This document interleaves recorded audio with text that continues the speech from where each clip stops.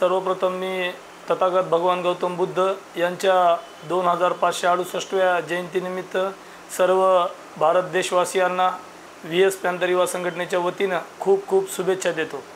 येत्या 26 मे रविवारी doctor Babasaheb Ambedkar park या ठिकाणी VS पॅंथर युवा संघटनेच्या वतीने 5वा सर्वधर्मीय सामूहिक विवाह सोहळ्याचे आयोजन करण्यात आलेले आहे। या विवाह सोहळ्यामध्ये 30 जोडप्यांचा हा विवाह सोहळा असणार आहे। 30 जोडप्यांनी सहभाग घेतलेला आहे।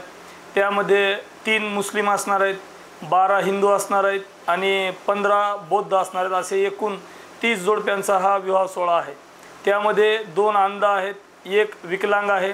म्हणजे सर्व घटकातील अनुयायांचा हा विवाह सोहळा असणार आहे। या विवाह सोहळ्यामध्ये आम्ही संघटनेच्या वतीने संसार उपयोगी साहित्य, पलंग, गादी, भांडे, मणिमंगळसूत्र, जोडवे, चप्पल, बूट सर्व साहित्य VS पॅंथर युवा संघटनेच्या वतीने देणार आहोत आणि जवळपास 12,000 लोकांचा स्वयंपाक सुद्धा त्या ठिकाणी केलेला आहे।